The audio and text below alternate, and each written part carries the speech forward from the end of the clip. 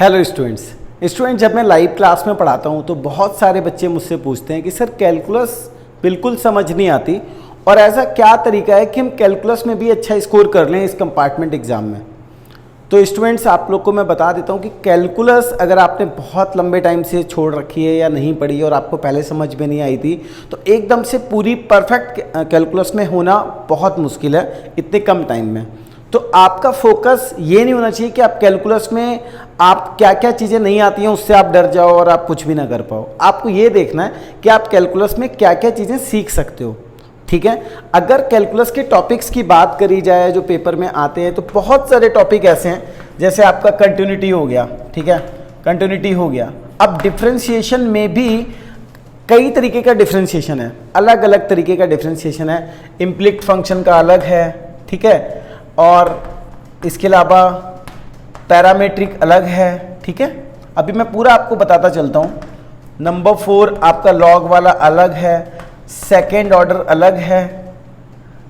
ठीक है, और ऐसी इंक्रीजिंग डिक्रीजिंग। अब आप आ जाओ सीधे, ये तो सारी चीज़ें ये हो गई। उसके बाद एओडी पे आ जाओ अगर आप, तो आपका इंक्रीजिंग डिक्रीजिंग है। ठीक है, फिर आपका टेंजेंट नॉर्मल है, फिर आपका मैक्सिमा मिनिमा है। तो कैलकुलस, अब ये दो कैलकुलस भी दो तरह की होती है। ये जितनी भी कैलकुलस मैंने लिखी है ये पूरी डिफरेंशिएशन से रिलेटेड है और ये फर्स्ट बुक में है।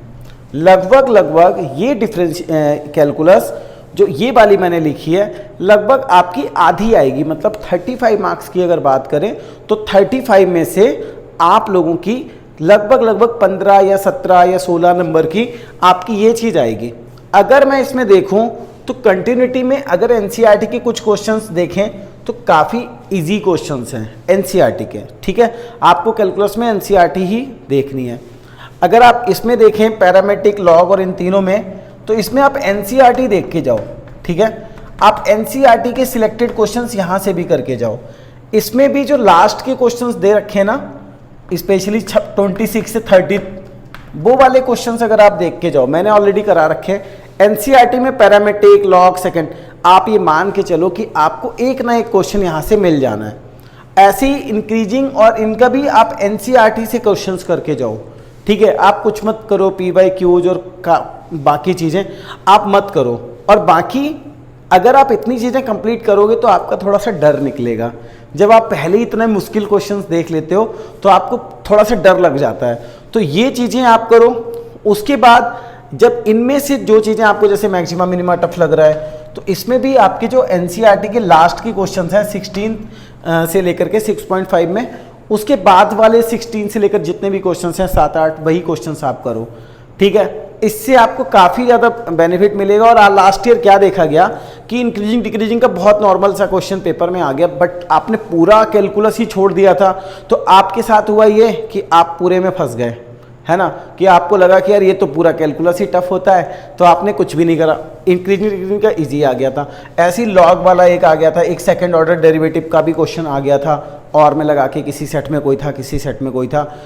तो वो चीज़ आपके साथ ना हो इसलिए आपको टॉपिक वाइज चीज़ें देखनी है और करनी है। हालांकि मेरी बहुत सी वीडियो इसके ऊपर मिल जाएंगी, आप देख सकते हो। अब ये पार्ट जैसे मान लो मैंने आपको बताया 15 से 17 मार्क्स का है, इसमें आप कुछ नहीं तो 7-8 नंबर अगर यहाँ से ले आते हो।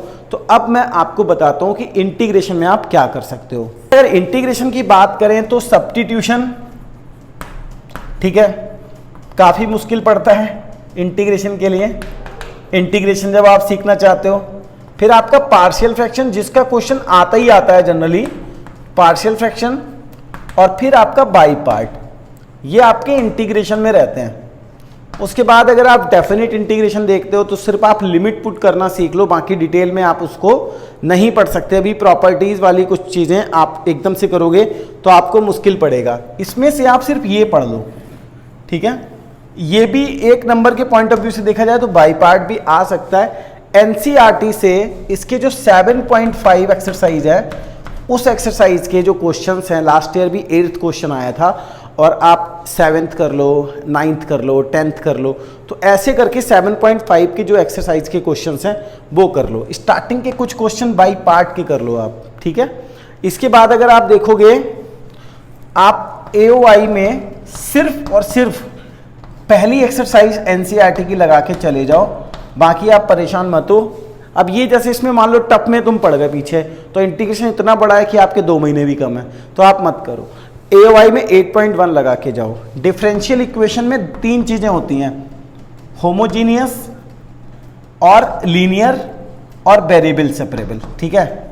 आप ये मान के चलो इन दोनों में से कोई एक क्वेश्चन आएगा ही आएगा, होमोजीनियस और वेरिएबल का। तो इसके लिए आप 9.5 और 9.6 के सिर्फ स्टार्टिंग के 3-3 क्वेश्चन 4-4 क्वेश्चन लगा के जाओ, सब मत लगाओ, उनसे मेथड सीख लो, ठीक है। इससे फायदा क्या होगा, इससे हो सकता है कि आप पूरा क्वेश्चन ना तो आप पार्शियल का लगा पाओ, ना AOI का लगा पाओ, ना होमोजीनियस का लगा पाओ, ना लीनियर का लगा पाओ, लेकिन आपको इतना आ जाएगा कि आप क्वेश्चन को देख के स्टार्टिंग कर लोगे। आपको मान लीजिए ये 2 नंबर का क्वेश्चन हुआ, आधा मिल गया, 1 मिल गया, आधा मिल गया, 1 मिल गया। इस तरीके से कैलकुलस ना आते हुए भी, ठीक है, कैलकुलस ना आते हुए भी आपके मार्क्स आएंगे, ठीक है। अगर आपको कैलकुलस नहीं भी आती तभी भी आप जो इधर का 17-18 मार्क्स का पोर्शन रहेगा, इसमें से आप कुछ नहीं तो कुछ नहीं 6-7-8 नंबर कर लोगे। उधर से 10-12, 6-7-8, इधर से 20 कर सकते हो, लेकिन बहुत स्मार्टली, बहुत तरीके से आपको पढ़ना पड़ेगा। अगर आप इस चीज़ को समझ गए हो तो अच्छी बात है, नहीं समझे हो तो मुझसे और बताओ कि सर थोड़ा सा और डिटेल कर दो, सर मुझे इस एक्सरसाइज के थोड़े और इंपॉर्टेंट क्वेश्चंस बता दो। तो जितना तुम इंटरेक्शन करोगे उतनी इस टाइप की वीडियोस आपके लिए आने लग जाएंगी। और अभी मैं पूरी तरीके से रेडी हूँ आपको की मदद करने के लिए। आप लोग भी अगर पूरी तरीके से रेडी हो अपने इन डेज को यूटिलाइज करके अपना पूरा ईयर बचाने के लिए और कॉलेज में जाने के लिए, तो ज़रूर आप पढ़ाई करना शुरू कर दो। Thank you.